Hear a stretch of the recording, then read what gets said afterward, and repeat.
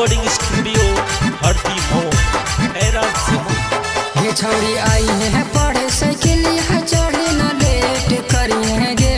ये छौड़ी आई है पढ़े साइकिल यहाँ चढ़े न लेट करी है गे। रहबो पुला पर बैठल आई के भेंट करी है गे।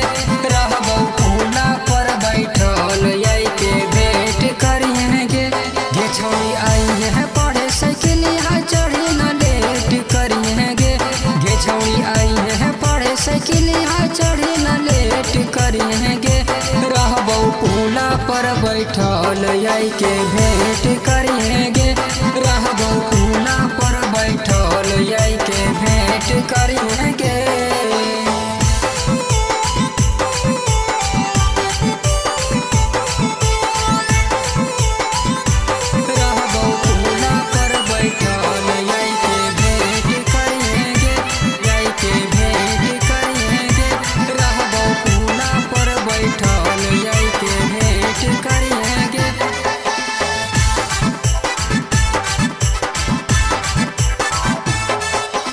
जब से तोरा देखलियो के छौड़ी दिलवा भेलै दीवाना के।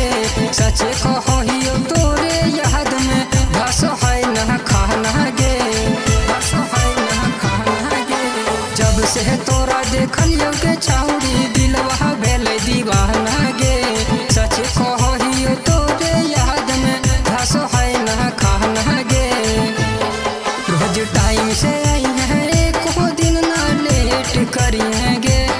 रोज टाइम से आई है एको दिन ना लेट करी है गे। रहबो पुला पर बैठल आई के भेंट करी है गे। गे छौड़ी पुला पर हम रहबो आई के भेंट करी है गे।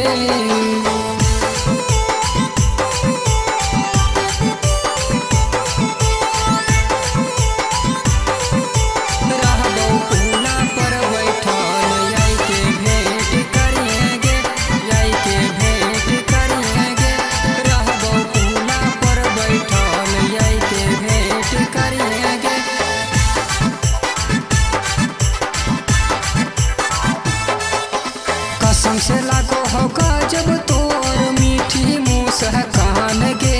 देखो ही जब पलट के लागो हो ले मी जान गे। कसम से लागो होगा जब तोर मीठी मुस्कान गे। देखो ही जब पलट के लागो हो